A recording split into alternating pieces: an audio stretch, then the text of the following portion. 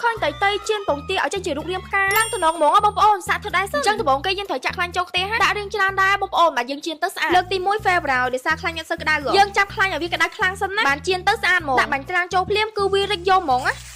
គោះបងទាឲ្យចំកណ្ដាលមកគឺស្អាតហើយខ្ញុំមួយចំមាប់ឡើងវាវហ្មងអត់នឹកស្មានថាធ្វើបានដូចគេនិយាយទៅមួយមុខនេះស្បាយលេងតែបងប្អូនមើលយូរទៅដូចលេងម្លុកលោមមិនទៅរសជាតិមិនបាញ់ចៃឲ្យដឹងតែសាបអីអញ្ចឹងពួកខ្ញុំញ៉ាំជាមួយនឹងទឹកម្ទេសអ្នកគ្នាឲ្យបងទាផ្កាជាមួយទឹកពេញប៉ោះហ្នឹងរសជាតិមិនគ្នាតាប់ពួកជាមួយខ្ញុំទាំងអស់គ្នាអូយស្រួយមែនស្រួយចិត្តណាមិនញ៉ាំឃើញវីដេអូនេះឲ្យបងប្អូនសេវតុកម្នាក់មួយព្រោះគ្នាធ្វើលេងអញ្ចឹងណានិយាយទៅរសជាតិមកខ្ញុំងុំស្បាយនឹងមែនតែមុខនេះខ្លាញ់ច្រើនណាស់ងាយនឹងឡើងគីឡូមែនតើអញ្ចឹងគឺត្រូវតែមានកាហ្វេហងសម្រាប់ជំនួយបានញ៉ាំហើយជួយថែរាងការពារកុំឲ្យឡើងគីឡូជួយលេងមកទំហំហ្មងថ្ងៃនេះជាមក9ញ៉ាំមកបាយពោះខ្ញុំលឺឲ្យចង់ខ្លាចហ្មងថ្ងៃនេះពួកខ្ញុំឲ្យអ៊ីអនទៀតបងប្អូនទេមើលអ៊ីអនមកហើយខ្ញុំគាំងកន្លែងនេះហ្មងឡើងខ្មាស់គេពេញ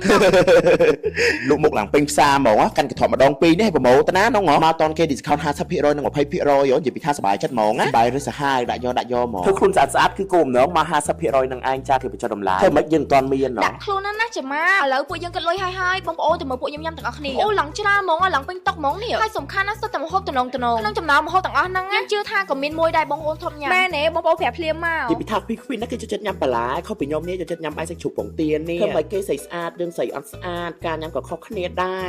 រស្អីនោះពីណាគេឲ្យកែបមកដែរនោះអាជ្រូកហែងជីអញម្នាក់អត់បានសោះអូយអត់យល់ទេនេះប្លុកនេះមកសុបាយមកញ៉ាំអីឬមកក៏មកខាំគ្នានេះមួយមានតែភ្លើងអញ្ចឹងចាបងប្អូនមិនខ្វល់ណាសំខាន់ស៊ូស៊ីនេះឆ្ងាញ់សាហាវហ្មងឲ្យ10លើ10ហ្មងទៅលើក្រោយដឹងតែញ៉ាំទៀតញ៉ាំអីហើយអត់ភ្លេចសម្អាតថ្មិញណាជាមួយនឹងថ្នាំទៅថ្មិញ MMO ប្រើឲ្យធានាថាថ្មិញសស្អាតហ្មងហើយខ្ញុំតែងតែប្រើជាមួយនឹងហ្វមលាងមុខ MMO ជានិច្ចជួយលាងស្បែកមុខបានល្អប្រើហ្វមលាងមុខហើយគឺខ្ញុំចូលចិត្តបិទម៉ាស់មែនតើម៉ាស់បិទមុខ MMO បិទហើយជួយផ្ដល់សំណើមបានល្អខ្លាំងមែនតើជាពិសេសជួយកាត់បន្ថយមុនរោហើយខ្ញុំចូលចិត្តប្រើជាងគេនៅពេលយប់តែបងប្អូនមានបញ្ហាស្បែកមុខខ្លាំងគឺខ្ញុំសូមរីកខមមិនឲ្យប្រើជាឈុតហ្មងដោយសារតែយើងប្រើជាឈុតជួយព្យាបាលបានលឿនមែនតើនិយាយទៅប្រើហើយគឺឆាប់ឃើញផលឆាប់ស្អាតទាន់ចិត្តតែម្ដងចិត្តឆ្លងការនៅតោគេបើបានពងទាជាចេះទេគឺអត់ញ៉ាំបាយហ្មងខ្ញុំមានបងប្អូនណាខ្លះអញ្ចឹងខមមិនម្នាក់មួយមើលដោយសារវាសុបាយថាទៅដូចលុកលកូនក្មេងអញ្ចឹងមានតែកំប៉ុងមួយហ្នឹងធ្វើបានហើយស្រួលណាបងប្អូនកាត់តាមខ្ញុំចេះមកវាស់ទាមកល្មមហើយចាំយកទៅកាត់ហើយរោភ្លើងតបមកយើងបិទពីក្រោមបែបនេះអ្នកកាលសម័យ Gen Z លេងអស់ហើយចុះអូនសម័យនេះពងទាខ្ញុំគួរតែ3គ្រាប់ទេប៉ុន្តែល្មមចាក់មកសុបាយដែរហ្នឹងហើយបងប្អូនដាក់ស្ករប៊ីចេងតាមចំណូលចិត្តតែអាទិត្យតនេអីហ្នឹងនំបងប្អូនមកលេងមកសុបាយណាស់យើងបានបរៀនពួកគាត់ជាពិសេសម៉ាម៉ាអីហ្នឹងឲ្យកូនគាត់ចេះធ្វើម្ហូបទៀតតោះឥឡូវរួចហើយទៅមើលខ្ញុំជៀនបងប្អូនមិនដែរលឺស្លេងចេះតំណងអត់សាក់សម័យមើលបងប្អូនព្រានកូនឲ្យលេងចេះសុបាយណាស់ហើយយើងជំនួសពួកគាត់ពីការលេងទូរស័ព្ទទៀតពេលខ្លះយកបបួលពួកគាត់នឹកឃើញថាចង់ធ្វើអីទេតំណងឯងបងប្អូនខមមិនម្នាក់មួយមើលតំណងខ្លាំងអត់ខ្ញុំឲ្យលីហួរនៅជៀនហើយខ្ញុំឆ្លៀតមក make up មានតែ Felix Cushion ណាលះតាន់ចិត្តមកងាយស្រួលលឿនខ្ញុំ make up តែ5នាទីទេហើយមើលភាពខុសគ្នាបងប្អូនបាំងស្នាមបានល្អណាស់ហើយនេះខ្ញុំប្រើ lip gloss ធ្វើជា color ថ្ពាល់ផ្នែកហើយនឹងមាត់បងប្អូនឃើញខ្ញុំ make up នេះដោយសារតិចខ្ញុំត្រូវថតរូបលេងអញ្ចឹង make up ទៅបានស្អាតជាមួយ Felix Cushion ឥឡូវជៀនរួចយកបងប្អូនតែនៅសល់ពាក់កណ្ដាលទៀតញ៉ាំឲ្យបងប្អូនមើលបើនិយាយពីរសជាតិវិញនំបញ្ចុកជៀនថ្ងៃនេះមកសាក់ម៉ណយតាមអីដលបងដាក់ប៊ីយើងមើលគាត់ធ្វើតំណងខ្លាំងមែនតើរសជាតិមិនតែខ្ញុំប្រាប់បងប្អូនវិញនំបញ្ចុកយើងញ៉ាំធម្មតាលែងប្លែកហើយសាក់យកជៀនមើលចេញរសជាតិមិនវិញគោះពងទា2គ្រាប់លាយជាមួយនឹងម្ទេសនិងជីបានស៊ុយតែខ្ញុំឃើញបងដាក់ប៊ីប្រហែលជាដាក់ជីម្បងឯងអញ្ចឹងរសជាតិអាចខុសពីគាត់ខ្លះបន្ទាប់មកយើងវាយពងជីម្ទេសឲ្យចូលគ្នាមកចាក់ខ្លាញ់ចូលបាក់ភ្លើងឲ្យក្តៅបន្ទាប់មកយើងដាក់នំបញ្ចុកជៀនបានហើ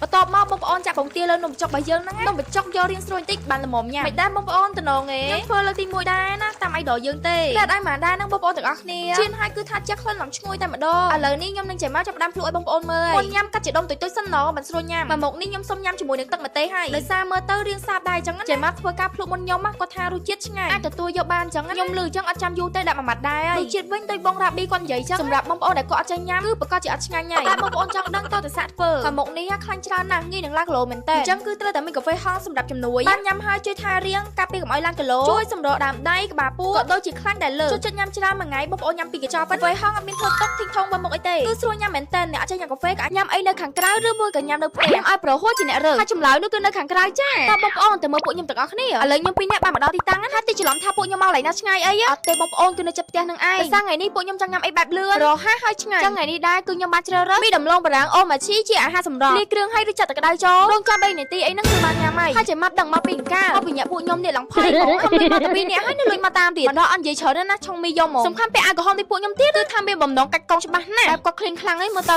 គឺពួយយកតែម្ដងសំខាន់មីពងតែក្តៅទៀតឡើងហុយផ្សែងចុះគាត់នៅញ៉ាំបានដែរនេះសុំតសា អត់និយាយលេងសើចទេបងប្អូនឆ្ងាញ់មែនណាសំខាន់ឡើងហុយផ្សែងចុកក្តៅចង់ឲ្យលាកមាត់ខ្ញុំមិនឆ្ងាញ់ពេកអត់ខ្វល់ច្រើនទេចាញ៉ាំយកហើយ តែបារម្ភឯងបងប្អូនទាំងអស់គ្នាទោះញ៉ាំច្រើនក៏ក្តៅខ្លួនដែរណាព្រោះមីអូម៉ាស៊ីផលិតឡើងចេញពីដំឡូងបារាំងទោះញ៉ាំច្រើនយ៉ាងណាក៏មិនធ្វើឲ្យយើងក្តៅខ្លួនឬក៏ក្តៅក្នុងដែរទោះជាឆ្ងាញ់ងាយស្រួលចម្អិននិងរហ័សទាន់ចិត្តហើយងាយស្រួលយកទៅខាងក្រៅណាបាច់យកចានឆ្នាំងទៅតាមទេមីអូម៉ាស៊ីមានជាប្រភេទចាននិងកំប៉ុងងាយស្រួលខ្លាំងមែនតើមានតែទឹកក្តៅគឺអាចចម្អិនបានហើយនោះចាំមកដាក់ទៀតស្រាច់អញ្ចឹងពីអ្នកខ្ញុំឡើងស្លើហ្មងអូម៉ាស៊ីមាន3រសជាតិស្ងោរជ្រក់បង្គាអង្គជំនីជ្រូកហើយនិងខគោសរសៃមីស្វាតុនងាយស្រួលញ៉ាំហើយរសជាតិមួយណាក៏ឆ្ងាញ់ដែរមើលតែចាំមកទៅញ៉ាំយក